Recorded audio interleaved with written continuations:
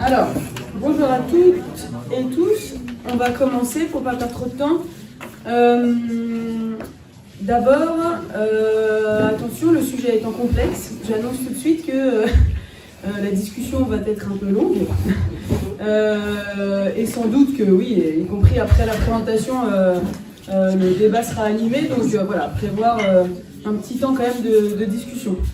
Alors, on se retrouve ici ce matin pour discuter de complotisme et non de complot, je précise tout de suite. Même si moi, clairement cet été, je suis tombée dans les affres de toutes ces théories, à force de lire sur la question, c'est tout à fait addictif. Donc je vais essayer de tenir le cap. Mais...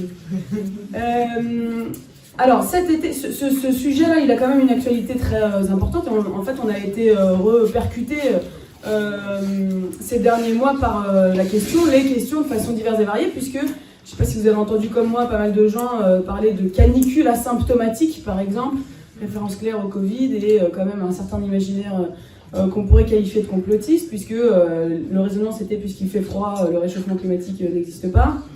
On a aussi vu tous le film Oppenheimer en salle cet été, en tout cas pas mal d'entre nous sans doute, dont le sujet est quand même le projet Manhattan, donc ce projet de fabrication de la bombe nucléaire qui lui-même peut, je pense, largement qualifier de complot, puisque c'était un projet qui a ramassé des millions et qui était tenu tout à fait secret pendant des années et des années. On a aussi vu l'interdiction de la sortie en salle en France du film Sound of Freedom.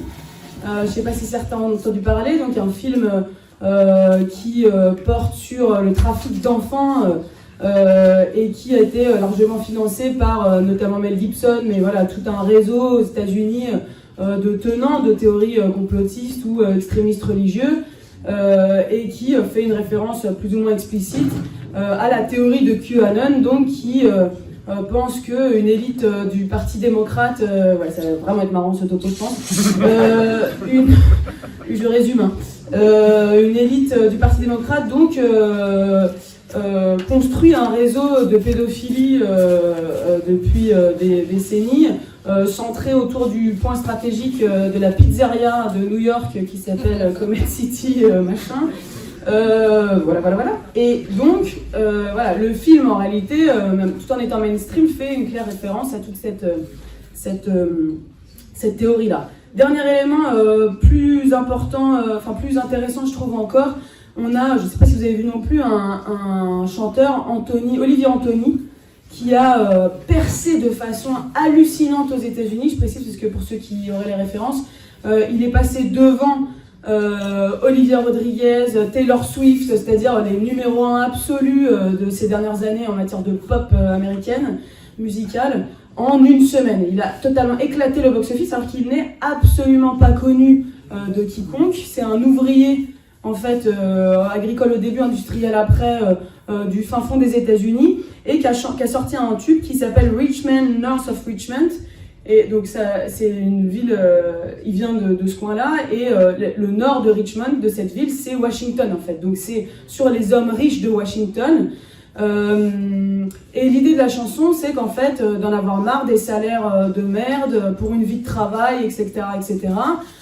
Donc une dénonciation tout à fait entendable, légitime, tout ce qu'on veut de la colère des blue collars, des cols bleus comme on dit aux États-Unis, mais qui a été immédiatement repris par la droite, voire l'extrême droite, notamment le New York Post de Rupert Murdoch, là, qui est un milliardaire américain, et qui a appelé ça l'hymne des cols bleus justement.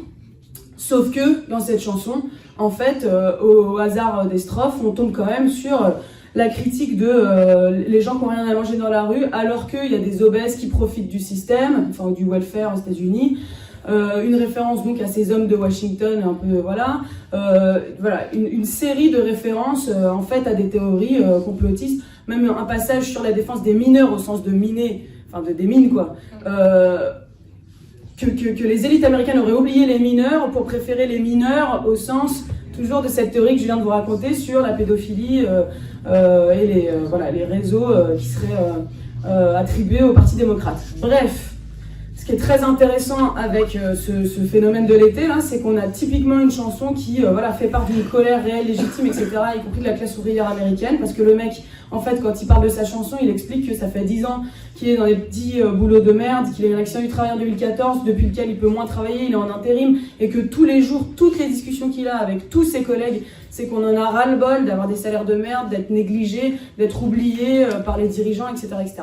Mais avec voilà, un fond d'idées réactionnaires aussi dans la chanson, et du coup repris par l'extrême droite. Voilà, je pensais que ça, c'est vraiment un phénomène qui a été intéressant cet été. Et puis, dernier exemple de l'été, de complot, la mort de Prigojine. Bon, quand même, je passe de tout à rien là, mais c'est quand même hallucinant. Enfin, on a tous halluciné d'avoir tout simplement ce mec qui a été l'incarnation d'une forme de contestation, certes millionnaire, mais quand même en Russie, qui tout simplement est buté en l'air, voilà, par quand même, franchement, probablement le pouvoir russe, quoi. Donc là, on a voilà, typiquement l'exemple d'un complot tout à fait réel qui peut exister autour de nous.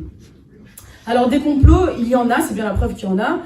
Et si on revient à la définition du mot même de complot, c'est un projet collectif secret, il est clair que ceux-ci ont absolument jalonné l'histoire. Il faut lire ou relire le livre France-Afrique, qui doit être là, de François-Xavier Verschaft, qui évoque les nombreux complots ourdis par l'impérialisme français en Afrique, dans ses anciennes colonies, pour faire assassiner des dirigeants, ce qui va jusqu'au, enfin faire des coups d'État, etc., ce qui va jusqu'au génocide quand même, avec l'exemple du Rwanda. Au Moyen-Orient aussi, là il faut voir ou revoir le documentaire Irak, Destruction d'une nation. Je vous mettrai la liste, un peu toutes ces références-là à la fin, hein, pour ceux qui veulent creuser ou donner des conseils de lecture à vos collègues ou vos potes. Puisque dans ce documentaire, on voyait très bien que le capitalisme, que l'état du Moyen-Orient est le fruit de décennies de mensonges et de manipulations. Le capitalisme a toujours eu besoin d'un ennemi pour s'auto-justifier, hein, mais avec la fin du stalinisme, il a dû en trouver un autre, et il a rapidement trouvé l'islamisme radical. Donc on va de des coulisses des ventes d'armes dans les années 80, en passant par les conséquences de la première guerre du Golfe en 91, la naissance de l'idéologie qui a poussé à la guerre de 2003 en Irak, et jusqu'à l'émergence de Daesh. Et on voit bien que ces décennies de mensonges culminent au tournant du XXIe siècle par des événements, les attentats du 11 septembre 2001 d'un côté, et les mensonges de l'administration Bush pour la guerre en Irak, c'est-à-dire, vous vous souvenez, les armes de destruction massive qui ont justifié l'invasion de l'Irak, ce qui sont deux événements qui deviendront véritablement des séquences fondatrices du complotisme, puisqu'on les retrouve dans des dizaines et des dizaines de théories comme matrice un peu de la défiance et du complot. Dernière région du monde, entre guillemets, qu'on peut évoquer, les États-Unis ont manipulé, pareil, pendant des décennies, évidemment, de nombreux coups d'État en Amérique latine. Les relations entre donc États-Unis et Amérique latine, ce qui est intéressant ici, c'est qu'elles invitent à distinguer en même temps machination, stratégie d'influence et art du rapport de force, c'est-à-dire à affiner un peu cette critique du complot. Puisque les États-Unis ont appuyé activement les coups d'État qui ont ensanglanté le Guatemala en 54, le Brésil en 64, le Chili en 73, l'Argentine en 76, mais aussi des tentatives d'invasion militaire à Cuba en 61, en République dominicaine en 65. Et dans chaque cas, ce qui est intéressant et ce que permet aussi cet exemple, c'est d'évaluer, alors juste mesure sans exagération, le poids de la lutte des classes internes au pays et le poids de l'ingérence extérieure. Si dans le cas du Guatemala, par exemple, de 53, le poids décisif de l'étranger fait peu de doute, dans le cas du Chili de 73, le coup d'État n'aurait sans doute pas pu avoir lieu sans l'ingérence des États-Unis, mais aussi sans toute une dynamique interne de préparation de la réaction et de perte d'initiative du camp socialiste au Chili. Alors voilà, je n'ai pas spécialement le temps ou du tout de développer, mais vu que c'est les 50 ans du coup d'État au Chili, juste quelques mots sur la question pour montrer l'ampleur du phénomène. Avant même que le dirigeant socialiste prenne ses fonctions, donc Allende, en 70, la CIA, l'ambassade des États-Unis et le secrétaire d'État Henry Kissinger organisent un vaste réseau d'opérations clandestines pour le faire chuter. Dès le mois d'octobre, la CIA se met en contact avec des militaires putschistes. Parallèlement, des mesures de boycott économique international et de sabotage, dont le financement d'une grève des camionneurs en 72, permettent de faire mûrir la situation. Et enfin, les dirigeants les plus conservateurs de la démocratie chrétienne et de la droite chilienne bénéficient d'un généreux soutien, tout comme la presse d'opposition. Dans un rapport du Sénat des États-Unis, la CIA a dépensé, on nous dit que la CIA a dépensé 1,5 million de dollars pour financer El Mercurio, par exemple, principal journal du pays, et canal important de propagande contre Allende. Je vous invite aussi, pareil, ce sera dans les références, mais à lire un article du Monde Diplo de cet été qui portait spécifiquement sur le rôle qu'a joué une multinationale qui s'appelle ITT, multinationale des télécoms, dans le renversement, enfin dans le coup d'État au Chili. Et c'est vraiment hallucinant de préparation des années en amont d'une influence, de prise de position de pouvoir, etc., pour influencer à ce moment-là et évidemment en tirer profit. Tous ces exemples montrent bien qu'on en viendrait presque à se demander comment ne pas être complotiste, franchement. Alors, si le complotisme est un problème politique, une réaction puisant ses racines dans les maux de la société, mais aussi un poison qui est distillé d'en haut, comme toujours, hein, comme tous les poisons, et que les militants communistes et révolutionnaires doivent le combattre, on verra ça tout au fil de la présentation. Pour ça, il faut encore comprendre les ressorts et le rôle joué par cette forme d'obscurantisme d'un jour nouveau. Une approche politique donc du complotisme qui le prend au sérieux et tente d'en rendre les raisons tout en analysant à quel point il fait le jeu du pouvoir. Parce que, et c'est ça qui est un peu nouveau aussi, le complotisme lui il n'est pas du tout, mais ce qui est un peu nouveau c'est que aujourd'hui le complotisme il attire désormais des travailleurs venus de la gauche parce qu'il affecte de prendre une tonalité plus anticapitaliste, parfois, hein, évidemment pas toujours mais parfois. Quoique même parler d'anticapitaliste dans ce cas-là est un peu exagéré puisque aucun courant complotiste ne remet justement en cause de façon globale le capitalisme en tant que système. C'est généralement des individus qui sont attaqués, on reverra ça tout au fil de la présentation. Le succès actuel du complotisme doit beaucoup, dans la même idée, hein, au fait qu'un certain nombre d'intellectuels ou de personnalités naguère marquées à gauche versent aujourd'hui peu ou prou dans ces théories. Mais d'un autre côté, on a ceux aussi, toujours un peu marqués à gauche, qui préfèrent la thèse de, je cite, l'anticapitalisme des imbéciles. C'est une référence à l'insulte de Bebel, le social-démocrate allemand, qui parlait de l'antisémitisme comme le socialisme des imbéciles. Donc une manière de se méprendre, quoi, gravement. C'est le cas de un peu Kouarkuf, Bourseiller, Taguieff, qui est lui devenu carrément conservateur, mais voilà, il y a un certain nombre d'autres intellectuels du moment. Alors ça c'était un premier élément de nouveauté sur le complotisme. Un deuxième élément là-dessus, c'est qu'il y a un véritable renouveau du complotisme. Il existe depuis des siècles, je l'ai dit, mais il puise des ressources nouvelles depuis notamment les attentats du 11 septembre 2001, et notamment avec la couleur civilisationnelle qu'a donné l'impérialisme occidental à ces attentats pour justifier la guerre en Irak en 2003. C'est aussi le moment de l'essor des politiques sécuritaires qui ne sont pas sans lien, et on a vraiment une fracture à ce moment-là, et parallèlement, du coup, un logiciel de la défiance qui a pris énormément d'ampleur. Les guerres réelles et celles du choc des civilisations qui ont suivi ont favorisé en fait deux visions conspirationnistes qui se nourrissent l'une et l'autre.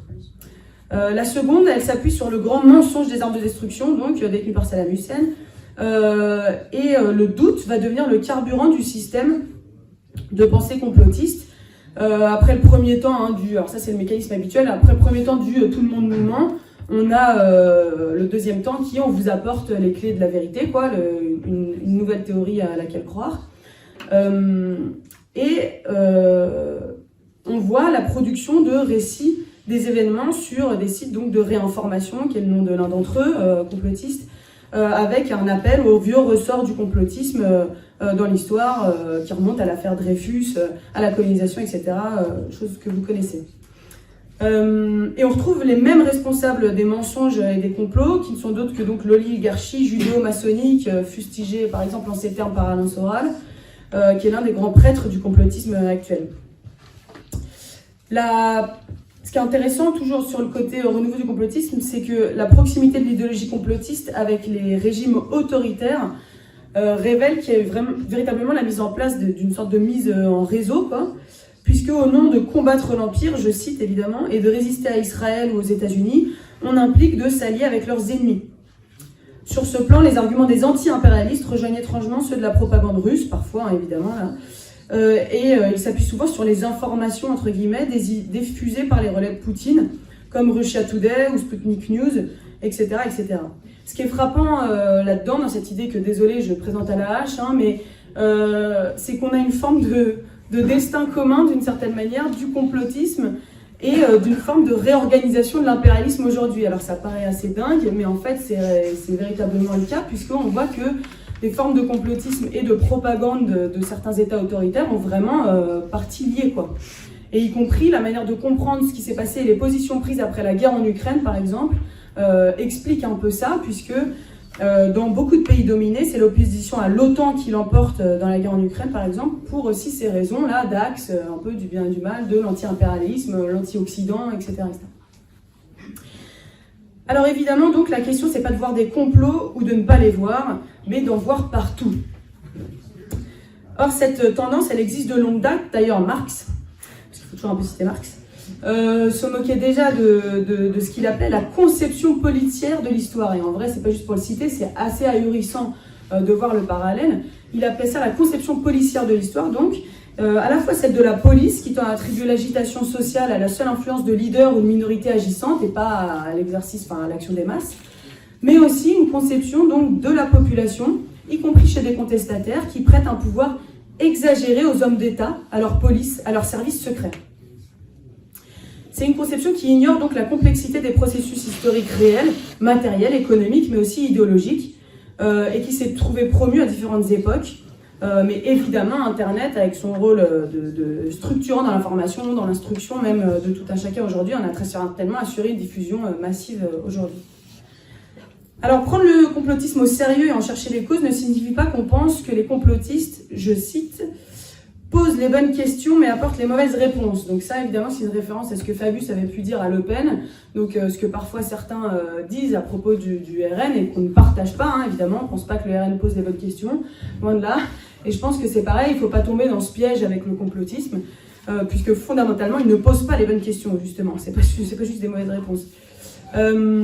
C'est donc fondamentalement les mauvaises questions, mais ça n'empêche pas de considérer que la défiance, voire la colère, qui nourrit ces thèses-là est légitime et surtout trouve ses causes dans des éléments objectifs, matériels, vérifiables et en fait dus à la société. Et c'est ça qu'on va voir dans une première partie, c'est en quoi le complotisme, ces théories du complot, puisent leur source dans un terreau qui fondamentalement est les maux du capitalisme. Et donc les maux du capitalisme, vu qu'ils ne tombent pas du ciel, ça veut dire la responsabilité de la bourgeoisie, des classes dirigeantes, c'est-à-dire de ceux qui organisent ce système capitaliste. Finalement, alors qu'ils n'ont de cesse de le décrier, voire de faire mine de le combattre, ces représentants des classes dirigeantes en sont les premiers responsables, et je pense qu'il faut absolument avoir ça en tête, et y compris l'expliquer autour de nous. La fabrique du complotiste, finalement, c'est les maux du capitalisme et donc la responsabilité des classes dirigeantes. Alors c'est sûr qu'à l'occasion de l'épidémie de Covid, par exemple, avec l'urgence sanitaire, les transformations ahurissantes qu'a vécu la société à ce moment-là, on a perçu de manière plus perceptible l'autoritarisme du pouvoir, les biais idéologiques des médias, la domination des intérêts économiques, le biais des activités aussi scientifiques, médicales, etc., etc. Mais aussi les injustices, la déréliction organisée des services publics, révélateur en fait de tout un tas de maux de la société. Et avec ces révélations, on a même eu la plus criante, qui sont que les travailleurs qui font tourner la société en sont en réalité les premiers sacrifiés, c'était les fameux travailleurs de première ligne. Et c'est ça le grand dévoilement aussi du Covid en France, c'est d'avoir mis sous le feu des projecteurs des injustices qui existaient évidemment bien avant. Dans ce cadre, les poussées complotistes, qu'il ne s'agit surtout pas de mépriser puisqu'elles s'expliquent encore une fois rationnellement, trouvent leur principale source non dans une prétendue crédulité du public ou voire voilà, la stupidité, etc., qui avance beaucoup les dirigeants ou la presse, mais dans une méfiance à l'égard des responsables politiques, des médias, des multinationales, et dans le sentiment que les puissants de ce monde privilégient leurs intérêts avant celui des populations. Alors c'est pas nous, hein, les partisans de nos vies pas leur profit, qui vont donner tort à ce sentiment partagé par beaucoup de monde. Et même on dit le contraire, puisque le système capitaliste démontre chaque jour à quel point le règne du profit de la concurrence est générateur de toujours plus de catastrophes sanitaires, écologiques, économiques, etc. Donc, mais le complotisme, ça marche en raison de cette défiance, de ce manque de transparence, des lobbies, d'une caste qui dirige de façon cachée, etc. Et comment ça pourrait en être autrement ? puisque c'est justement les rouages de la domination de la classe bourgeoise. Le capitalisme, par essence, et là je donne que certains traits, mais le capitalisme, par essence, c'est le secret. Par essence, c'est le secret. Il le sanctuarise dans le droit, d'ailleurs. Le droit du travail, le droit de propriété, le droit civil, tout ça ne fait que sanctuariser le secret commercial, le secret industriel, le secret des patrons, etc. etc. Et il n'y a qu'à voir les mensonges à chaque fois qu'il y a une catastrophe, de l'usine d'SLF à Toulouse en 2001, à Lubrizol à Rouen il y a quelques années. On a un pléthore de mensonges puisque justement les industriels sont autorisés quelque part à mentir. D'ailleurs, la suppression du secret économique, de la diplomatie secrète et le contrôle ouvrier figure depuis toujours en bonne place dans le programme des révolutionnaires communistes. Ça, c'était pour le secret, mais pareil pour le mensonge. Comment on peut s'étonner du fait qu'une grande partie de la population tienne aujourd'hui les politiciens et l'État pour des menteurs professionnels? Évidemment, dans la crise du Covid, les mensonges permanents du gouvernement ont été autant d'aliments pour les pensées complotistes, et les dirigeants politiques, on peut le dire, sont des menteurs, par essence, pareil, parce de toute manière, aucun politicien bourgeois pourrait se faire élire en disant que oui, il sert l'intérêt du grand capital, donc a priori, il y a mensonge. D'ailleurs, lorsque la bourgeoisie manifeste sa propre conscience de classe à elle, qu'elle défend ses intérêts, mais de manière un tout petit peu trop cash, on va parler de scandale. De la même manière qu'on parle de bavure policière quand il y a des violences policières, à tort dans les deux cas. Puisque il n'y a rien de plus normal, c'est la réalité quotidienne, business as usual. D'ailleurs, je vais vous donner deux derniers exemples, même si évidemment il y en a des tonnes. Muriel Pénicaud, par exemple. Et oui, on vient de passer de QAnon à Muriel Pénicaud, vient d'aller bosser chez Galileo, qui est un grand groupe qui a fait sa fortune dans la formation privée, 2 ans après avoir fait voter la loi sur la formation professionnelle en 2018, qui justement ouvrait cette manne d'argent de la formation professionnelle au privé et favorisait le fait de le recevoir. Deuxième exemple, et je m'arrêterai là, Marc Ferracci, un très bon article dans Révolutionnaire de cet été. Marc Ferracci, qui est à la fois maintenant il a dû démissionner, mais qui était rapporteur de la loi plein emploi qui va être votée à la rentrée en septembre, alors que tranquillement, il est l'un des actionnaires principaux du groupe Alpha, qui est le premier sous-traitant privé de Pôle emploi, et la loi du plein emploi, je vous le donne en mille, elle ouvre quoi? Elle favorise l'intervention des acteurs privés dans la sous-traitance de l'activité que gère Pôle emploi. Bref, je ne sais pas si c'était très clair, vous lirez l'article. Mais en tout cas, voilà, on a un exemple assez frappant de ce type de ce que d'ailleurs la presse ou la bourgeoisie appelle conflit d'intérêts, mais encore faudrait-il qu'on croie dans un intérêt général, ce qui est totalement incompatible avec l'existence de classes sociales. Si tu as des classes sociales différentes qui se défendent leur intérêt, on n'a pas d'intérêt général, bref, mais voilà, on appelle ce type de cas des conflits d'intérêts, avec la croyance qu'il existe donc un intérêt général. Alors oui, le complotisme, il répond sans doute à un besoin de donner une explication à la catastrophe en cours, dans une situation où les travailleurs ont l'impression d'être ballottés de drame en drame, de terrorisme à la crise sanitaire, au plan de licenciement, au dérèglement climatique, etc. Et face à ce sentiment d'être une victime un peu impuissante, le complotisme offre l'illusion de comprendre, l'illusion de ne pas se faire avoir. Et il est sans doute plus facile aussi de préférer les histoires de complot ourdies par des poignées de milliardaires qu'une analyse rationnelle du capitalisme et de l'exploitation. Et en effet, quelque part, le capitalisme et sa domination, ils sont impossibles à se représenter. Il y a une citation très intéressante d'Arundhati Roy, qui est une militante marxiste indienne que je voulais vous donner, qui date de 2001, ça date, mais elle nous dit « Puissant, impitoyable, armé jusqu'aux dents, un souverain tel que le monde », elle décrit le capitalisme, un souverain tel que le monde n'en a jamais encore connu. Son royaume, le capital sauvage. Ses conquêtes, les nouveaux marchés. Son ambition, le profit. Ses frontières, le monde. Ses armes, le nucléaire. Essayez seulement de l'imaginer, de se le représenter tout entier, c'est déjà mettre en péril son équilibre mental. Et là, elle exprime bien l'idée qu'il y a quelque chose de la perdition, du déséquilibre mental, de vertigineux à essayer de se représenter même le pouvoir du capital. Et en plus, depuis quelques années, c'est non pas seulement le capitalisme qui est difficile à imaginer, mais les conséquences l'effet des conséquences du capitalisme. Aussi délirantes puissent-elles paraître, les théories du complot ont d'une certaine manière la logique de la situation pour elles. Exemple, si les alarmes du GIEC sur la catastrophe climatique en cours sont fondées, si les crises actuelles et les chocs à venir sont si conséquents, comment ne pas imaginer en effet comment une partie des élites dirigeantes ne soit pas en train de se préparer à ces chocs? Et là, je fais référence à tout un tas de théories complotistes qui circulent sur des bunkers de milliardaires, sur le fait, voire même bien plus grave, qu'il y aurait une politique de réduction de la population mondiale à l'approche de la crise climatique, puisqu'il faudrait moins de gens pour pouvoir survivre avec les ressources disponibles, etc. etc. C'est sûr que ce décalage, il est ahurissant et que c'est pas étonnant que prospèrent les thèses complotistes là-dessus. Entre propagande climato-sceptique et pseudo-transition énergétique, dont on perçoit très bien que c'est juste une façade, les responsables politiques tirent constamment la sonnette d'alarme sur cette question-là, et on voit bien qu'ils ne font absolument rien, ou pire. Donc, c'est ce degré de dissonance entre ce qui est su et ce qui est fait qui ne peut qu'alimenter la défiance et la paranoïa vis-à-vis des classes dirigeantes. En fait, et ça c'est intéressant, c'est pas tant les scandales réels, chlordécone, Mediator et compagnie, qui alimentent la défiance, mais le sentiment global d'un effondrement de l'avenir, avec la double menace d'un affaissement économique auquel chacun se sent partie lié, et d'un effondrement écologique. Et là encore, s'il est évident que cette paranoïa débouche sur n'importe quoi, il n'est pas intéressant de percevoir ces raisons-là, et qui cèdent les raccrocher au rôle du système capitaliste dans ces effondrements. Alors on va se garder d'analyses psychologiques dont la presse regorge, je ne sais pas combien de bouquins sont écrits sur les failles psychologiques, pathopsychologiques, tout ça des complotistes. Mais il est intéressant de s'attacher au fondement politique de ces croyances-là.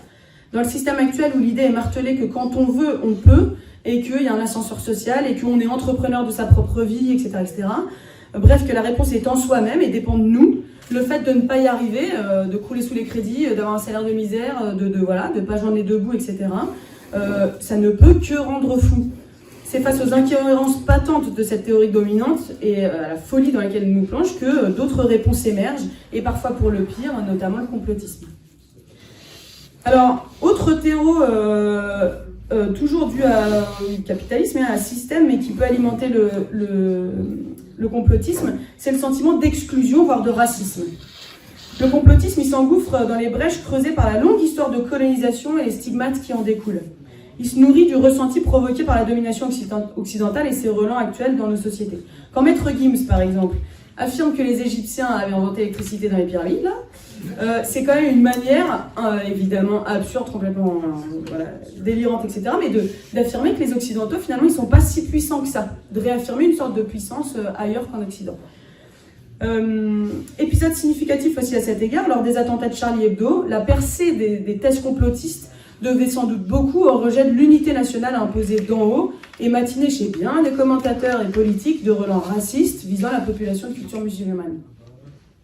Dans les pays dominés, la colère à l'encontre des crimes de la colonisation est elle aussi détournée vers l'antisémitisme. Et ça, c'est quand même très intéressant de le voir, parce qu'on parle beaucoup, et c'est normal, de la France, un peu des États-Unis, mais c'est très intéressant de regarder, par exemple, en Afrique, l'essor du complotisme. Au Congo, par exemple, l'ouverture des archives en 2021, donc c'est vraiment pas vieux, a relancé le débat sur l'assassinat de Patrice Lumumba, le premier président du Congo indépendant, qui a été assassiné le 17 janvier 1961. La responsabilité de l'État belge est plus que certaine, ça y est, absolument, mais sa reconnaissance par l'État belge n'est toujours pas officielle. Pourtant, les archives révèlent une vaste opération de déstabilisation attestée par des milliers de preuves, plus ou moins subtiles, alertées par les déclarations de Lumumba visant à réviser les traités portant sur l'uranium vendu, des traités de vente de l'uranium congolais à la Belgique, mais dont profitaient les États-Unis, et à un moment où l'industrie des États-Unis et le développement de la bombe, etc., étaient indépendants de l'uranium pour le nucléaire. Or, à ce moment-là, donc, on a Eisenhower, président des États-Unis, qui déclare, par exemple, « Get rid of him » dans un conseil de sécurité, donc débarrassez-moi de lui, quoi, en 1960. On a aussi un fonds secret de 50 millions de francs belges qui est alloué à une opération de déstabilisation du président, en plus du budget de la défense belge. Des télégrammes entre opérateurs belges qui énoncent qu'il faudrait un renversement de Lumumba selon nos voeux, tout ça je cite, etc., etc. Et revenons-en au complotisme, ce qui est intéressant dans cet exemple, c'est que au Congo, cet épisode-là, aujourd'hui, il sert de fuel au complotisme, puisque notamment il y a un certain antisémitisme qui se greffe là-dessus.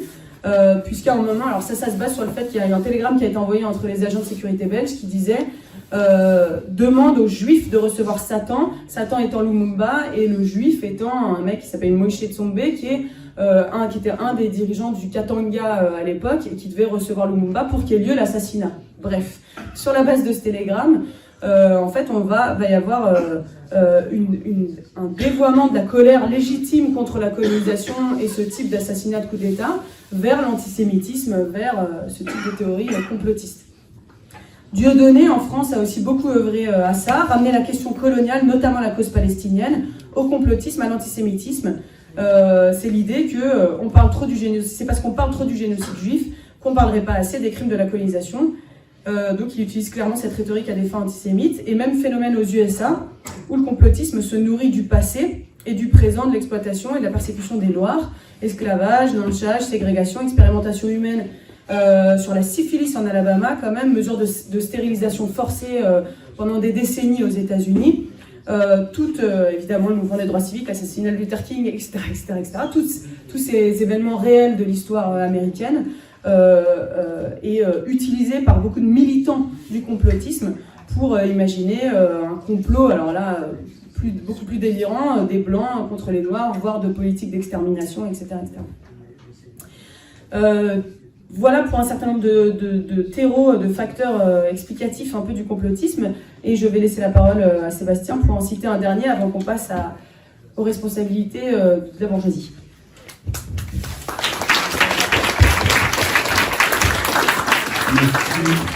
Merci Hélène. Alors moi je vais vous parler des mensonges des grands industriels qui sont récurrents depuis le 19e siècle à propos des nuisances écologiques et sanitaires qu'ils génèrent. Donc on a des mensonges construits et tenus dans la durée avec le concours de décideurs politiques et de scientifiques parfois tout à fait compétents. La tour d'esprit complotiste consiste principalement à attribuer certains événements à des organisations occultes, des acteurs de l'ombre, capables d'agir de manière coordonnée et secrète, en dissimulant la vérité au plus grand nombre. On sait à quel point une telle paranoïa peut mener à des délires haineux, aux fantasmagories des Illuminati ou des reptiliens. Mais le problème est que cette paranoïa n'est pas en tant que telle infondée. Oui, il est arrivé que l'industrie censure la recherche scientifique. Oui, elle est capable d'utiliser des chercheurs ou des médecins respectables pour éluder tel risque ou amplifier tel autre, particulièrement parlant. L'exemple documenté de l'industrie des dérivés du sucre qui dénonce les méfaits du gras aux États-Unis au XXe siècle, avant que ce soit l'inverse. Oui, elle est capable de nourrir l'incertitude qui lui est favorable et étouffer celle qui la pénalise, et capable de s'opposer à l'indemnisation des victimes de ces procédés pendant des décennies. Et oui, elle peut faire tout ça avec la connivence plus ou moins prononcée des gouvernements. En bref, on a de vrais complots des industriels du nucléaire, du plomb, de l'amiante, du tabac et de la santé.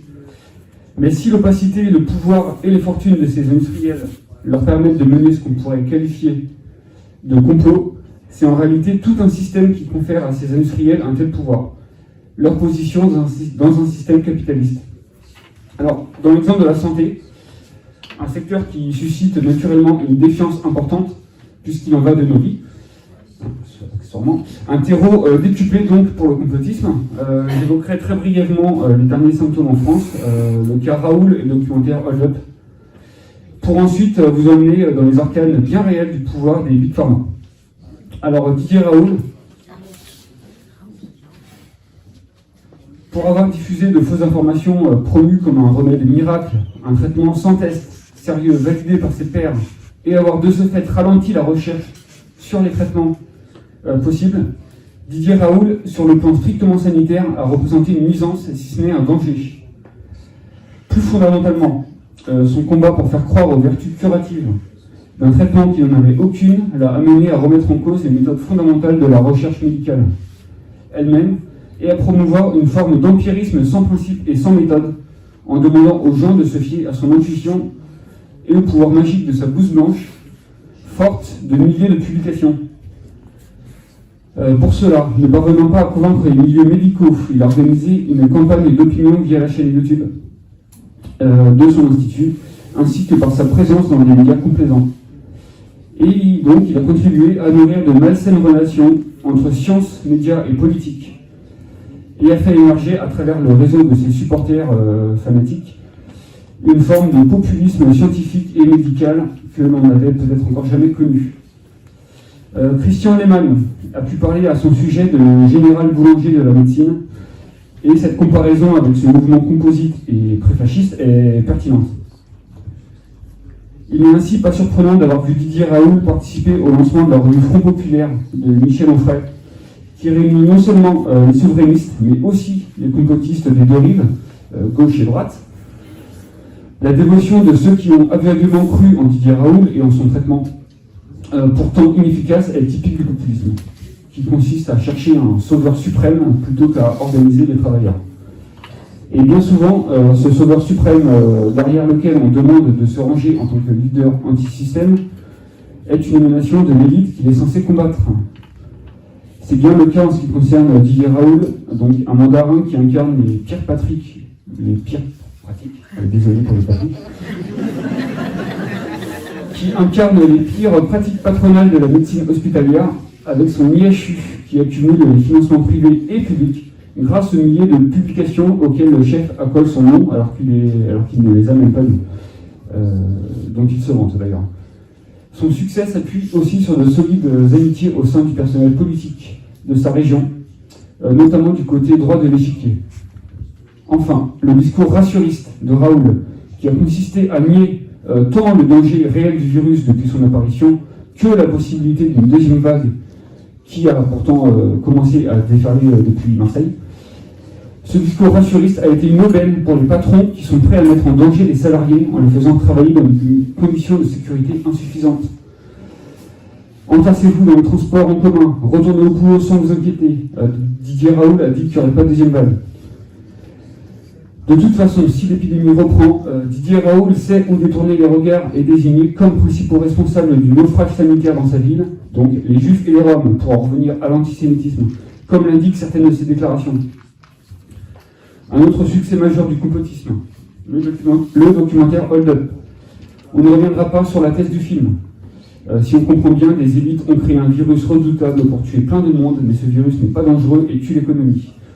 Pourquoi pas? Mais la forme est criante, multiplication d'experts sulfureux, etc. Le succès du documentaire a été bien aidé par les gesticulations gouvernementales, incohérentes donc, dans la gestion de la crise sanitaire. Les mensonges, par exemple, sur l'utilisation des masques, la situation catastrophique dans les hôpitaux, ou encore une communication exécrable suscitant incompréhension et méfiance. Alors, un exemple très rapide, quand vous avez une ministre de la Santé qui dit qu'il n'y a pas de Covid et que 2 mois plus tard, en plein Covid, elle démissionne pour faire les mairies de Paris, bon, ça aide pas. Outre ces deux initiateurs, Nicolas Reoutzky et Pierre Barnerias, donc on est toujours sur Hold Up, qui s'étaient auparavant illustrés par des films sur les expériences de vie après la mort ou sur les apparitions de la Vierge Marie, on retrouve, selon Le Point, le journal Le Point, pas le Point de des cathos tradis d'extrême droite, tendance civitas, créationniste anti-avortement, donc Alexandra Orvion-Claude et Valérie Bugot, qui est une intervenante du média d'extrême droite TV Liberté. On trouve aussi Silvano Trotta, un youtubeur pro-Trump, qui explique que la Lune est artificielle. Ou l'avocat souverainiste Régis de Castelnau. Ce que traduisent donc le succès d'un tel film ou d'un personnage tel que Raoult, au-delà des milieux complotistes habituels, c'est évidemment la méfiance vis-à-vis des autorités, mais aussi le désarroi et le sentiment d'impuissance de bien les exploiter. Faute de perspectives politiques et de confiance dans la capacité des travailleurs à prendre eux-mêmes en charge l'organisation de la société, la tentation existe de se tourner vers des théories qui sont bien souvent un vecteur de résignation, voire un creuset de l'extrême droite. Enfin, il est particulièrement frappant de constater que des complots bien réels, comme ceux du Mediator, des prothèses mammaires PIP ou du chlordécone, pour lequel l'État français, après avoir consciemment empoisonné des populations antillaises pendant des décennies, vient d'être comme blanchi par la justice avec la non-lieu.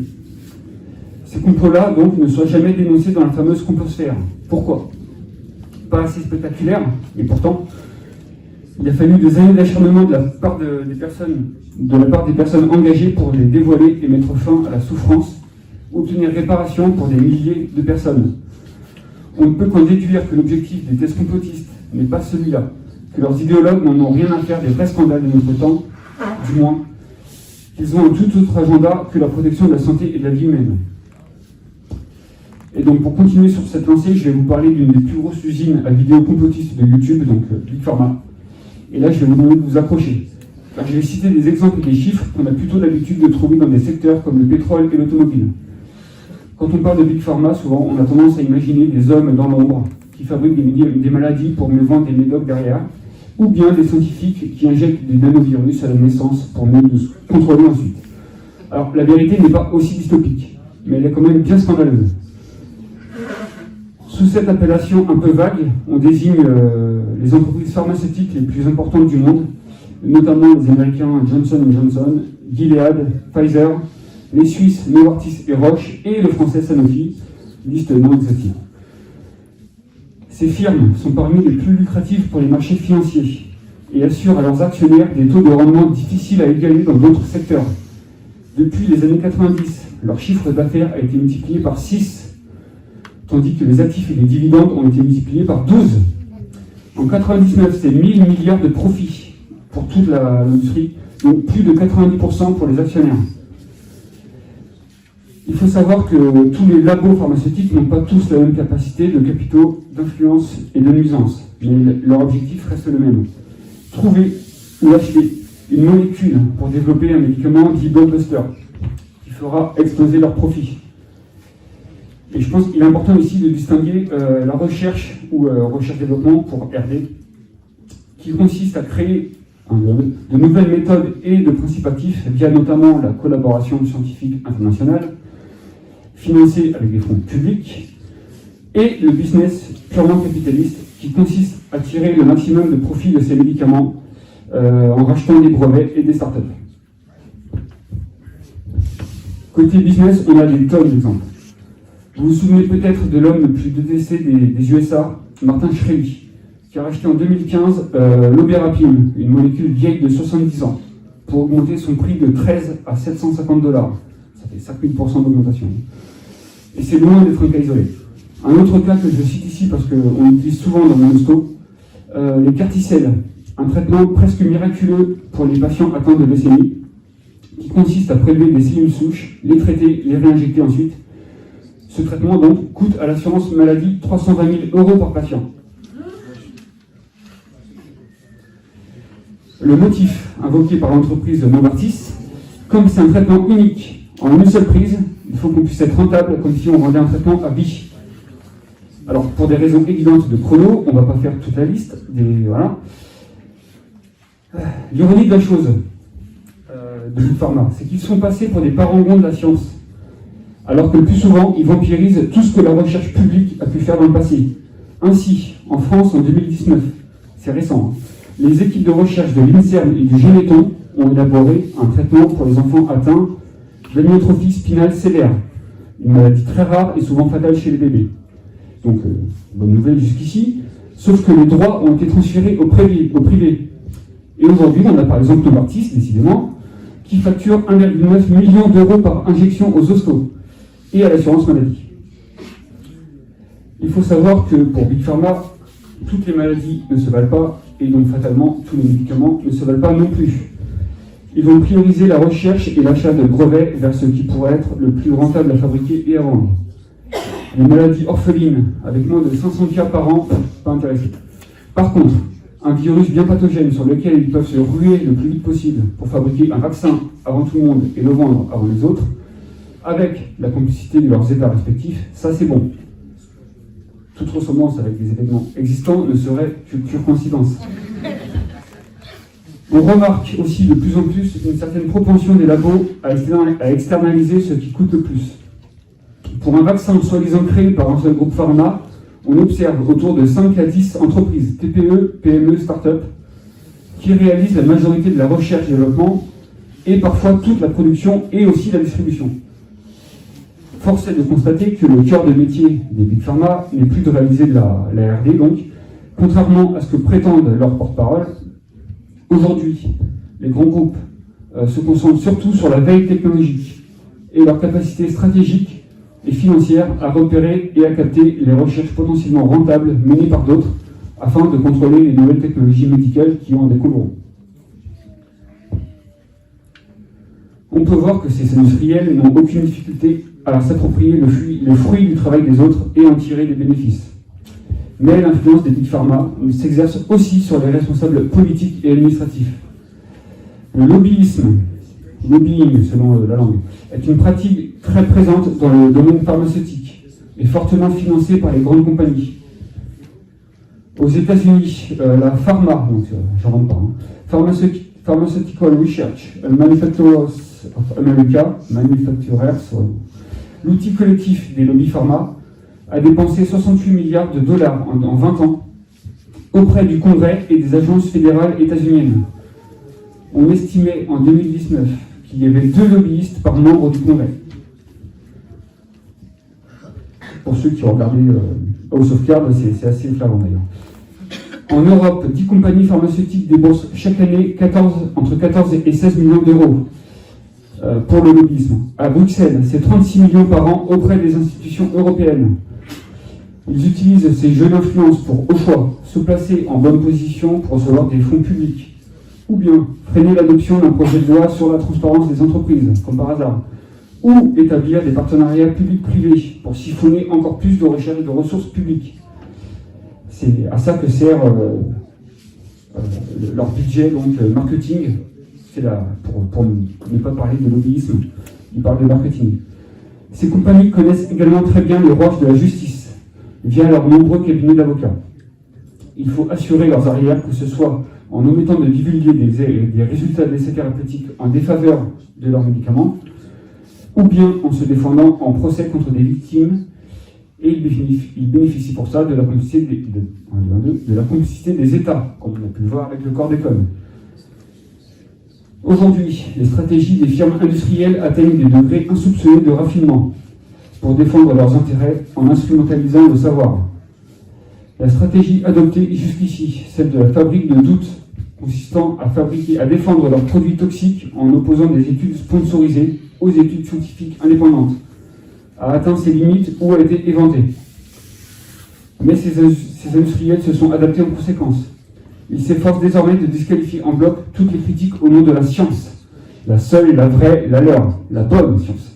Ils présentent leurs études comme un bloc de savoir incontesté, porté par l'ensemble de la communauté scientifique. Les arguments de l'industrie étaient parés des atours de la science, ils sont maintenant dissimulés derrière une défense de la science comme bien commun. Dès lors, contre certains de leurs produits, c'est être contre la science, c'est verser dans l'obscurantisme. Bref, les industriels malmènent la science tout en prétendant faire de sa défense leur cheval de bataille. On comprend mieux pourquoi, dans un effet retour assez désastreux, du coup, la science, même perçue comme un suppôt de l'ordre établi, est devenue suspecte. Et l'obscurantisme passe pour contestataire. Il y a en effet de quoi se méfier depuis longtemps. Comme l'écrit Marx, la grande industrie fait de la science une force productive et l'enrôle au service du capital. Mais c'est son enrôlement au service du capital qu'il faut combattre, pas la science elle-même. Critiquer par exemple l'impérialisme de la démarche scientifique, comme certains militants écologistes ou anti-technologie, c'est se tromper de cible. Ce n'est qu'en vertu d'un syllogisme délétère qu'on peut penser qu'attaquer la science est en train de combattre l'ordre établi. Et c'est peut-être le plus grand méfait des industriels de nourrir cette confusion.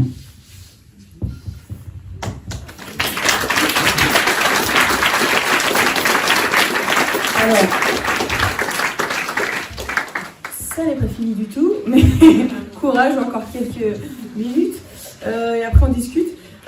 Pour rebondir donc et développer un peu plus en quoi ça sert, et le complotisme il est mis au profit des intérêts des classes dirigeantes.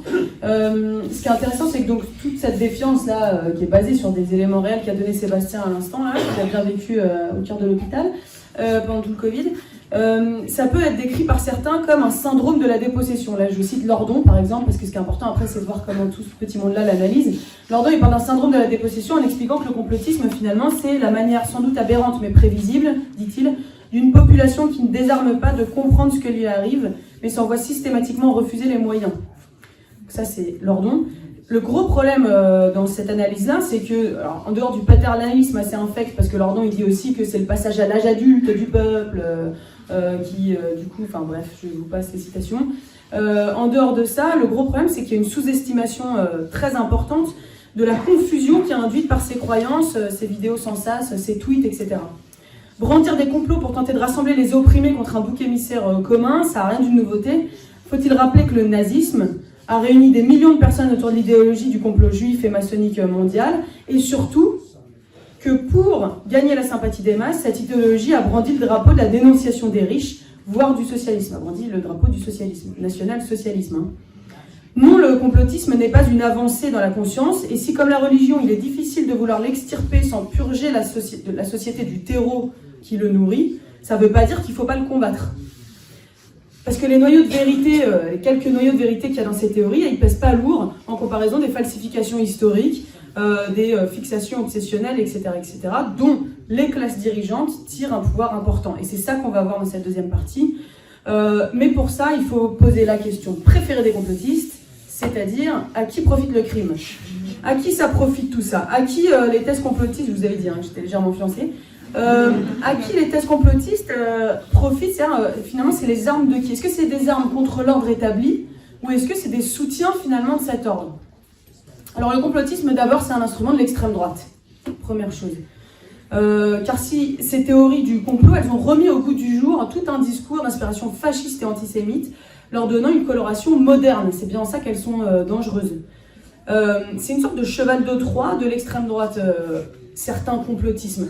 L'extrême droite qui quadrille Internet et qui arrive à distiller ce poison-là. Il n'y a pas besoin de gratter beaucoup sous le vernis anticapitaliste de nombreux porte-parole de la complosphère pour voir poindre l'antisémitisme ou le libertarisme, la théorie un peu américaine là, qui théorise la prédominance de l'individu sur le collectif, en tout temps, en tout lieu, etc. Le complotisme, par bien des aspects, ça répond à la définition que Trotsky a donnée du national-socialisme allemand en 1933.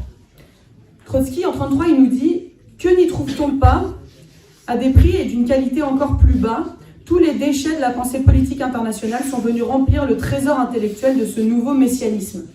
C'est comme ça qu'il décrit dans une brochure qu'il faut aussi lire ou relire qu'est-ce que le national-socialisme de Trotsky.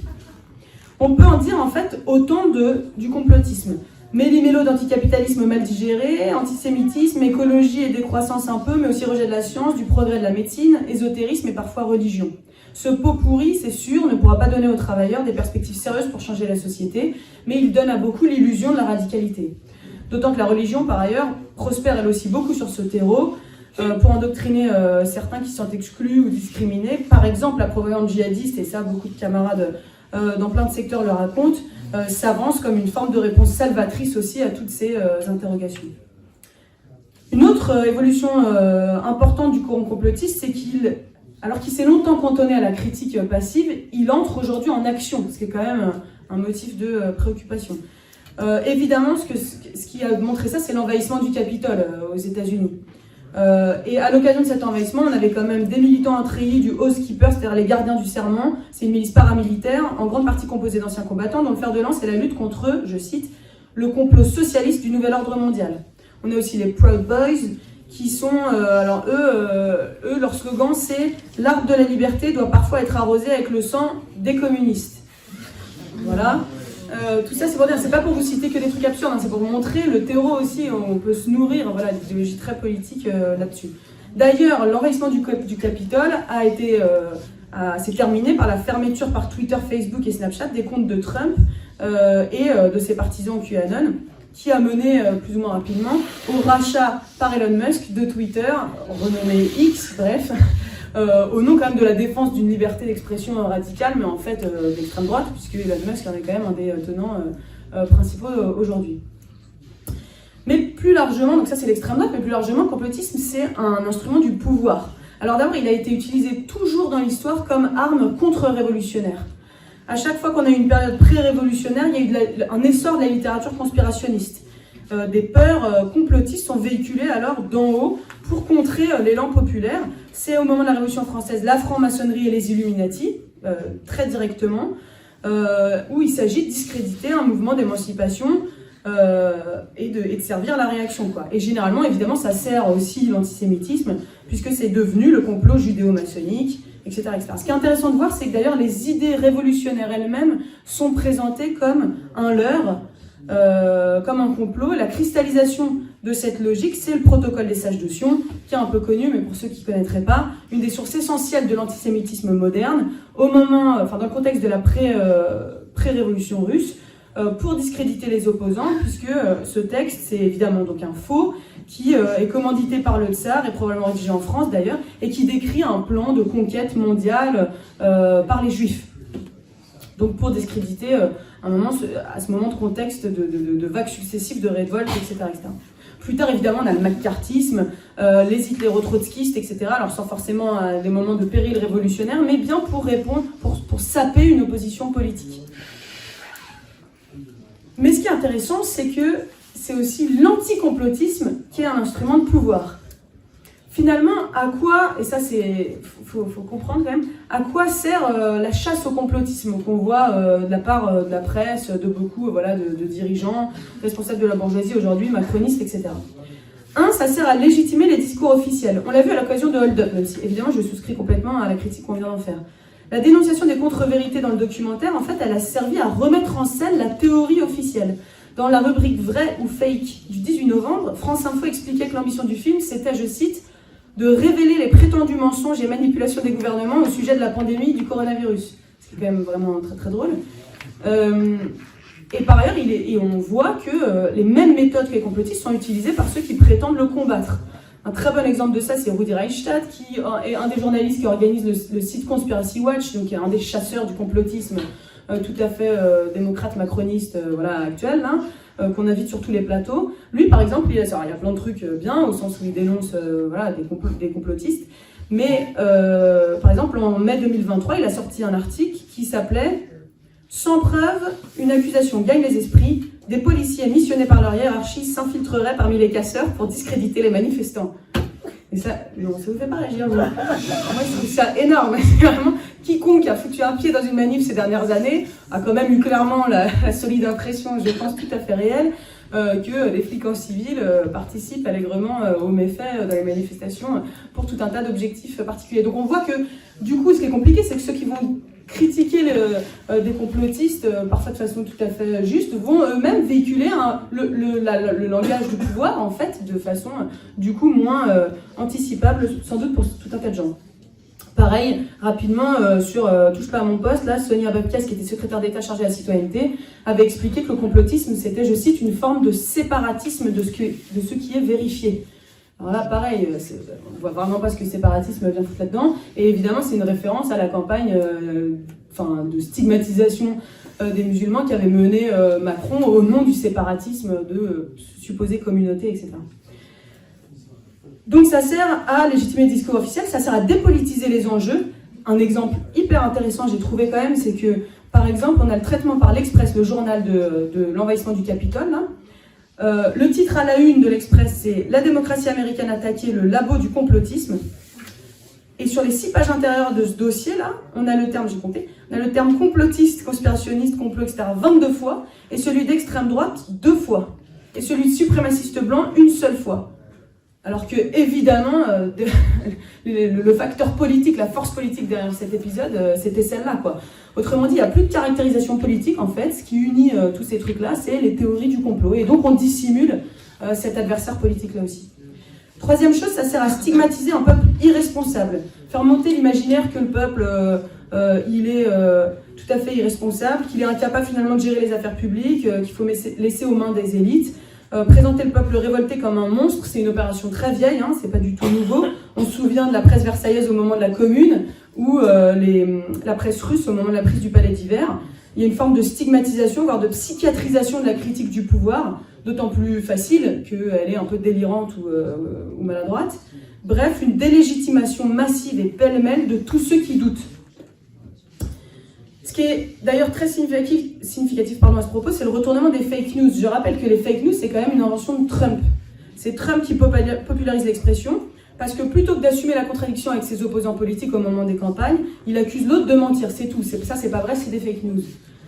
Et d'ailleurs, ça fait sourire la lutte contre les fake news par le gouvernement, parce que quand on connaît l'histoire du capitalisme et la force de la propagande des gouvernements, Je vous ai juste trouvé un des exemples. En 1921, on a Marc Bloch, un historien, qui a écrit un article qui s'appelle « Réflexion d'un historien sur les fausses nouvelles de la guerre », ça s'appelait déjà comme ça, et qui cite la formule de l'écrivain Pierre Chêne, qui a été lui-même soldat pendant la Première Guerre mondiale, qui dit, je cite, « L'opinion prévalait dans les tranchées que tout pouvait être vrai à l'exception de ce qu'on laissait imprimer ». Je vous laisse. Voilà. Donc clairement, ça fait longtemps les fausses nouvelles sont une pratique du pouvoir. D'ailleurs, aujourd'hui, les subventions du type de celle de l'OMS aux fact-checkers de Facebook ou des médias détenus par les milliardaires, c'est des millions, c'est des millions, notamment depuis le Covid, c'est un véritable hommage du vice à la vertu, étant donné ce qu'on sait, c'est-à-dire que le fonctionnement des algorithmes alimente les pires contenus. Et là, je vais justement vous dire 2 mots sur le rôle d'Internet et des réseaux dans cet essor du complotisme. Alors évidemment, Internet, c'est une formidable machine à diffuser, désenclaver, légitimer les croyances conspirationnistes les plus puissantes. Une sorte de caisse de résonance, d'interface qui accélère la diffusion de ces thèses et qui met aussi en relation les adeptes des théories du complot, ce qui les favorise. Bien sûr, les thèses du complot n'ont pas du tout attendu Internet, on passe là-dessus, c'est évident, mais Internet l'a décuplé, puisqu'il est devenu bien plus qu'un moyen parmi d'autres, puisque c'est devenu le moyen prioritaire de s'informer en temps réel à l'échelle planétaire sur ce genre de thèse, tout en jouissant, et ça c'est beaucoup moins dit, tout en jouissant d'un anonymat quasiment total, d'une relative liberté de ton. Internet, finalement, dans son jeu de recoupement infini, par ailleurs, ça permet d'étayer toutes les théories imaginables, absolument toutes, quoi. Tout peut se recouper. C'est un peu comme Marmiton, quand tu tapes poireaux, mimolette, parce que c'est ce qui reste dans ton frigo, ça va te sortir une recette avec du poireau et des mimolettes, et alors que, voilà. Et ben, le complotisme, c'est pareil, quelque part sur Internet. Vraiment, faites le test, c'est assez marrant. Donc, plus largement, Internet et les réseaux sociaux, ça façonne le débat public. Le plateau d'Hanouna, je veux dire, c'est Twitter, quoi. Il n'y a aucune différence entre le plateau d'Hanouna et Twitter. Donc, c'est pas juste sur les réseaux sociaux et sur Internet, ça formate l'intégralité un peu du débat public aujourd'hui. Et les réseaux sociaux, c'est un lieu d'exacerbation des affects, on le sait bien, c'est là où on souffre, on parle, on se confie, machin. Et c'est aussi un lieu de politisation très importante. Donc, si tu mets les deux ensemble, fatalement, c'est un aliment très important du complotisme. Juste une chose, et là pareil, pour faire plus court, je vous renvoie au livre de David Chavalarias, vous aurez la référence là, mais qui s'appelle Toxic Data, comment les réseaux manipulent nos opinions, 2022. C'est extrêmement détaillé, c'est un mec qui s'y connaît du secteur, etc. C'est absolument passionnant, ça va dans un niveau c'est extrêmement préoccupant quand on ferme le bouquin. Et tous ces mécanismes-là de manipulation par les algorithmes sont quand même hyper intéressants à comprendre. Je vous citerai qu'un exemple. Il y avait une expérience conduite par Microsoft en 2016 avec un robot conversationnel, comme on dit, qui s'appelait Tay. C'est-à-dire que le robot était chargé de parler à des milliers de 18-24 ans sur les réseaux sociaux pour auto-apprendre, vous savez. Et en fait, en 15 jours, il s'est mis à faire la propagande d'Hitler, a affirmé que les attentats du 11 septembre, c'était l'œuvre de la CIA, et a nié l'Holocauste. Mais vraiment, directement, quoi, au bout de 15 jours. Donc ils ont dû le fermer, quand même. Mais c'est vraiment l'effet, la conséquence de ce système, en fait, des algorithmes, qui, pour le résumer en 2 mots, mais vous irez lire le bouquin, a théorisé, selon la formule d'un des fondateurs de Facebook, l'indifférence radicale. Ça, c'est sa formule. C'est-à-dire que le contenu, qu'il soit positif, négatif, etc., quel que soit l'effet qu'il peut avoir, il y a une indifférence radicale vis-à-vis de ce contenu, et donc les algorithmes ne privilégient aucun, tant que, le seul critère, c'est le clic, quoi. C'est le clic, et donc les trucs les plus scandaleux, spectaculaires, etc., et ce qui va faire marcher la formule Facebook, YouTube, etc., etc. On dit que sur 10 contenus visionnés, il y en a 7 qui viennent de recommandations sur YouTube, par exemple. Il y en a 7 que vous n'avez pas choisi, quoi, qui sont recommandés par le YouTube. Dernier conseil lecture, Le capitalisme de surveillance, un bouquin de 2019, je crois, de Shoshana Zuboff, qui, elle, va jusqu'à dire que c'est le stade ultime là, du capitalisme, un capitalisme de surveillance, et qui propage de la manière que le taylorisme. Vous voyez, le taylorisme pour le capitalisme industriel, c'était un fonctionnement de l'industrie qui a été extrapolé à l'intégralité de la société, les rapports sociaux, humains, les hôpitaux, la poste, tout ce que vous voulez. Et bien là, elle théorise que la surveillance qui a servi dans une certaine industrie, et notamment les réseaux, etc., alimente désormais l'intégralité de la société et dit beaucoup de son fonctionnement. Alors, voilà en quoi ça sert le pouvoir. Et dernier développement, et désolé vraiment de la longueur, Il y a... La dernière idée, c'est que on peut sans doute qualifier le complotisme finalement de misère de la contestation sociale. Alors, encore une fois, sans aucun mépris, etc., mais il est très important de comprendre, en quoi, et surtout de réussir pour nous à expliquer, parce que j'imagine que l'essentiel d'entre nous en est convaincu, d'expliquer pourquoi les complotistes se trompent d'ennemis, se trompent d'adversaires. À qui et à quoi nuisent le plus ces croyances aux effets parfois bien réels? Il n'y a aucun doute que les figures attaquées en pâtissent très concrètement, notamment les figures publiques juives, constamment attaquées en ligne. Le patron, par exemple, de la pizzeria dont je vous parlais tout à l'heure, qui par ailleurs est homosexuel, lui a subi des menaces de mort. La pizzeria a été prise d'assaut. Enfin, je veux dire, ça a des conséquences très très réelles, et évidemment un harcèlement sur Internet de tout un tas de gens, l'antisémitisme, etc. Mais est-ce que ça va plus loin que ça? Nul doute qu'au moment de l'envahissement du Capitole, les institutions ont dû se sentir quand même un tout petit peu chahutées, quoi. Genre, oups, finalement, qu'est-ce qui se passe? Mais les piliers de l'ordre capitaliste ne sont en rien visés et prospèrent tranquillement derrière cette polarisation scénarisée entre différents camps, différentes théories, différents positionnements. Et aux États-Unis, notamment, la gauche, entre gros guillemets, qui a de plus en plus une politique identitaire, et la droite de Trump, libertarienne, etc. Donc si la méfiance et la remise en question vis-à-vis de tous les actes, de toutes les déclarations des capitalistes et de leurs serviteurs politiques est légitime, c'est même la base de la conscience de classe, quand même, c'est le fait que ces doutes se transforment en adhésion à des théories absurdes, mais surtout réactionnaires la plupart du temps, qui est dramatique. Alors oui, il y a un malaise à voir certains décalages quand même. Comment peut-on s'indigner du complotisme? C'est qu'une tournure d'esprit, en gros, qui dit « on nous ment », et prétendre le combattre quand on accepte que le mensonge prolifère par ailleurs, voire qu'on le véhicule directement. Étant donné ce qu'on sait de l'histoire de ceux qui nous dirigent, qu'est-ce qui nous étonne le plus? La naïveté qui donne encore du crédit, de ceux qui donnent encore du crédit au langage du pouvoir et des médias, ou la méfiance de principe de ceux qui ne croient plus à aucune information officielle? Qu'est-ce qui est le plus déstabilisant finalement? La méconnaissance des premiers des ressorts du pouvoir, ou la fascination confuse des seconds pour les puissants, qui les amène à surestimer ces derniers? Parce que c'est ça qui est très important aussi. Plus on est fasciné par les pseudo-élites, etc., et plus en fait il y a une forme de fascination qui s'exerce. Le risque, c'est qu'un fossé se creuse entre les deux et que tout mouvement contestataire ait d'autant plus de mal à se construire. En fait, le foisonnement des idées complotistes, il va de pair avec une acceptation de la situation, et il fait barrage au mouvement de contestation. Finalement, c'est très désarmant. Je voulais juste vous donner l'exemple d'une des discussions qu'il y avait beaucoup pendant les Gilets jaunes. Enfin, moi j'ai eu personnellement, et je pense plein de copains aussi dans les manifs de Gilets jaunes. C'était une discussion sur le fait que l'industrie chimique et pharmaceutique, dont a parlé Seb, avait pour but de décimer la population avec des produits nocifs, donc vraiment d'exterminer les gens, quoi. Alors c'est sûr que quand on répond à ces gens-là, on a l'air d'un vrai pisse-froid, quoi. Non, quand même, tu sais, a priori, ils n'ont pas besoin d'exterminer les gens. On a l'air pas très radical, quoi.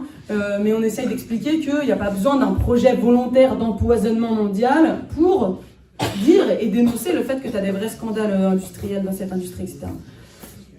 Et surtout, ce qu'il faudrait réussir à expliquer, c'est que finalement, dans cette croyance un peu ouf, il n'y a pas de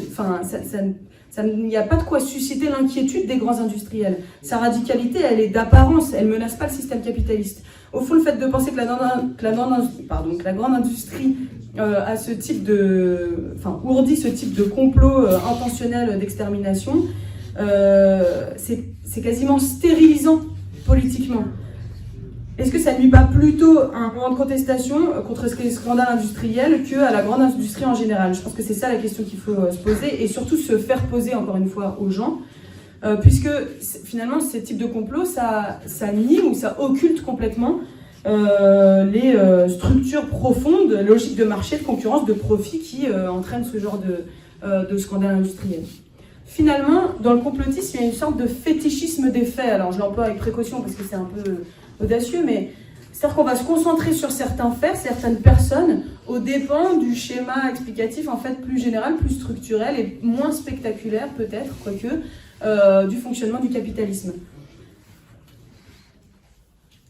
Juste là-dessus, le système d'exploitation, il n'a rien de caché. J'essaie de donner la série d'arguments qu'on peut opposer dans les discussions. Le système d'exploitation, il n'a rien de caché. Il est là, sous nos yeux, littéralement. Il est même légal. Il est même organisé par le droit, la loi, etc. La propriété, on l'a dit tout à l'heure. la domination capitaliste, l'exploitation, elles obéissent à aucun autre plan que celui de perpétuer et d'aggraver l'exploitation des travailleurs, des travailleuses. Attention, chose juste que je voulais vous signaler, ça ne veut pas dire que la vérité est manifeste. Dans les échanges qu'on a avec nos collègues, nos camarades, ça ne veut pas dire que la vérité, quand on dit « mais si, regarde, l'exploitation elle est sous nos yeux, c'est quand même facile, la vérité elle est simple, elle est là, elle est... Hein ». Non, la vérité elle n'est pas manifeste, elle ne va pas de soi. C'est notamment une des critiques que Karl Popper, qui est un des premiers à avoir utilisé le mot complotisme au milieu du XXe siècle, c'est une critique qu'il fait à Marx. Il dit le meilleur des complotismes, c'est le marxisme. Parce qu'on va inventer un complot des capitalistes, blablabla, et on pense que la réalité elle est évidente, et que donc si elle est cachée, c'est parce qu'il y a un complot des capitalistes, de la presse, etc.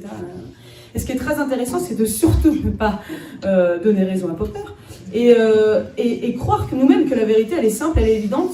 En réalité, ça c'est aux antipodes du marxisme. Marx explique au contraire que la compréhension de la vérité est souvent contre-intuitive. Concernant l'exploitation, par exemple, il s'oppose à une vision simpliste qui fait croire à un simple vol. L'exploitation qui est du vol, c'est Bakounine, c'est les anarchistes et tout, et malgré tout leur mérite. Marx, il dit pas du tout que c'est du vol, au contraire. Et il dit que c'est très compliqué. Alors je vous ai mis une citation de Salaire, Prix et Profit de Marx sur la question. Ainsi donc, pour expliquer la nature générale du profit, il vous faudra bien partir de ce théorème. En moyenne, les marchandises se vendent selon leur valeur réelle et l'on en retire du profit en les vendant selon leur valeur, c'est-à-dire à proportion de la quantité de travail qui s'y trouve réalisée. Si vous ne pouvez pas expliquer le profit par cette hypothèse, vous ne pouvez pas l'expliquer du tout. Voilà qui est paradoxal et contraire aux constatations de chaque jour. Un autre paradoxe, c'est que la Terre tourne autour du Soleil ou que l'eau se compose de deux gaz extrêmement inflammables. La vérité scientifique est toujours paradoxale à l'expérience journalière qui ne saisit que l'apparence trompeuse des choses. Ça, c'est Marx. Donc là, voilà, il faut vraiment s'appuyer, y compris là-dessus, pour aller démonter ce type de croyance, ou en tout cas, surtout ne pas en être nous-mêmes coupables. Derniers éléments sur les théories complotistes et en quoi on se trompe d'ennemis. Ces théories, elles sont très diverses, mais généralement, enfin, elles désignent des responsables différents, mais généralement, elles ont un point commun, elles ne désignent jamais comme responsable le système capitaliste. On ne va jamais incriminer l'ensemble de la classe bourgeoise, son organisation sociale, le système lui-même. On va incriminer Bill Gates, Soros, Jacques Attali, Bilderberg, etc., qui ont tous comme point commun quoi? C'est chelou de faire créer ça dans une salle à 40, mais en effet, d'être juif, et donc en fait, c'est un antisémitisme extrême, qui n'est même pas caché, quoi, je veux dire. D'ailleurs, ceux qu'on incrimine, généralement, c'est beaucoup plus ceux-là que... Michel-Édouard Leclerc, tout aussi millionnaire, enfin, je veux dire, tous les millionnaires et les milliardaires qui dirigent nos sociétés, quoi. Qui, bizarrement, font moins l'objet de fascination. On va cibler des individus au lieu d'un système, et c'est très vieux, ça aussi. C'était les maîtres de France, figures patronales, elles étaient appelées comme ça, fin 19e, les maîtres de France, ou les 200 familles, là aussi c'était juif, mais, enfin c'était antisémite, au sens qu'on visait des familles juives, mais c'est comme ça qu'on disait les figures patronales, et aujourd'hui, l'énorme truc pendant le Covid, c'était Klaus Schwab, c'est-à-dire le directeur du Forum économique mondial de Davos, qui a écrit un bouquin qui s'appelle Covid-19, le grand reset, la grande réinitialisation en français, et qui a fait l'objet de déferlements de haine de la part de complotistes sur Internet, évidemment, y compris d'antisémitisme, alors que ce qu'il dit est tout à fait banal pour n'importe qui a vaguement connu les mouvements anti-mondialisation. Enfin voilà, il décrit le FMI, mais il y a eu un déferlement d'opposition face à lui. Bref, toujours des interlocuteurs individuels et jamais, on ne nomme jamais le système et ses responsabilités, la responsabilité des structures, quoi. Le mal est supposément individuel. La dernière caractéristique de ces théories, c'est d'être donc démobilisatrices. En effet, c'est peut-être l'élément essentiel. S'il y a un complot finalement ourdi par de supposées élites surpuissantes, etc., qu'est-ce qu'on peut bien y faire? Qu'est-ce qu'on peut faire à part le dénoncer? Car si l'histoire c'est le simple jouet finalement, l'histoire c'est le simple jouet de quelques sectes, groupuscules occultes, etc., la bataille elle est perdue d'avance. C'est pas pour rien que Marx, dans son livre le plus important, enfin le manifeste du Parti communiste, le plus connu, a pris soin de commencer ce livre par la phrase suivante: l'histoire de toute société, jusqu'à nos jours, n'a été que l'histoire de la lutte des classes. C'est directement l'importance de cette idée-là. Et ceux et celles qui cèdent à ces facilités donnent à leur colère légitime, on l'a dit, une bien pauvre expression, un peu vengeresse, de stigmatisation d'un certain nombre de gens, de groupuscules, alors même qu'ils se trompent de moteur de l'histoire, quoi. Et ce qu'on a besoin, évidemment, c'est plus de lucidité que de confusion. Pour renverser une classe rompue à l'exercice du pouvoir, les exploités devront acquérir la plus claire conscience du monde en général et des rapports sociaux en particulier. Finalement, le complotisme, il joue un peu le même rôle que la religion. Il offre une consolation à ceux qui ont renoncé à agir sur un réel, qu'ils ne comprennent plus et qu'ils voient dominés par des entités supérieures. Et contre ça, ce qu'il faudra évidemment, c'est s'organiser contre l'impuissance. Ce que nous enseigne l'histoire aussi, c'est que c'est seulement lorsque les indignations individuelles se transforment en mobilisation de masse qui pose la question d'une autre organisation de la société, de renverser le système, etc., que les puissants prennent vraiment peur et qu'on peut poser la question de les renverser. Dernière chose, est-ce que c'est un recul? Est-ce que c'est une perte de repère? Est-ce que c'est un recul de la conscience, le complotisme? C'est un débat, et là on va un peu plus, on approfondit un peu la question, mais c'est un débat qui se pose à la gauche et à l'extrême gauche, y compris avec nos camarades de LO, d'autres camarades très proches de nous. C'est une question intéressante, parce que, je cite Lutte ouvrière, parce que par exemple, dans les articles très intéressants qu'ils ont écrits sur ces questions, ils ont notamment mis la phrase suivante: les idées réactionnaires, je cite, qui ont aujourd'hui le vent en poupe, se développent sur le recul du mouvement ouvrier socialiste, qui éduquait les classes laborieuses et leur apportait une compréhension des événements au quotidien et des perspectives pour agir. Ce qui est très intéressant, c'est que oui, je pense que c'est un petit recul, le complotisme dans la conscience de classe. En tout cas, c'est certainement pas un progrès, et il faut se méfier de ceux qui l'avanceraient comme finalement une manière de comprendre le monde, etc. Pour autant, je pense qu'il faut se méfier aussi d'un travers un peu inverse, qui serait de voir en tout cas, ce phénomène-là comme le recul général de la période, du mouvement en général, puisque dans ce fameux mouvement ouvrier socialiste que cite Allo, sans doute à juste titre, pour l'essentielle partie du XXe siècle, ce mouvement ouvrier socialiste, c'est le stalinisme, quand même. Alors évidemment, je ne traite pas du tout les camarades de Hello de stalinistes, loin de là, au contraire. Mais dans le fait de voir le fait que ce mouvement ouvrier socialiste qui aurait décliné, finalement, nous acculerait dans une situation difficile dans le débat avec nos collègues, dans la mobilisation avec nos collègues, etc., de façon un peu irréversible, il y a quand même, je pense, on occulte un peu ce phénomène-là, parce que le stalinisme, quand même, excusez-moi du peu, a charrié son lot d'idées réactionnaires et surtout de complots aussi. Le glacis, le socialisme, pays formidable, tout ça, nier l'opposition dans les pays du glacis au moment de la domination de l'URSS, etc. Il fallait être quand même sacrément complotiste pour croire un certain nombre de ces pensées-là. Donc, oui, le complotisme n'est pas un progrès dans la conscience de classe. Pour autant, le fait que le mouvement socialiste ouvrier soit moins organisé, en tout cas qu'il n'ait plus les cadres très structurants qu'il a pu avoir dans toute une partie du XXe siècle, ne nous condamne pas forcément à une forme de recul absolu, quoi, et ouvre aussi sans doute des perspectives, y compris par l'absence de ces cadres, et les poussées aussi de contestation qu'on voit mûrir un peu partout en dehors justement de ces cadres. Voilà pour cette présentation. Beaucoup trop longue. Je m'en excuse.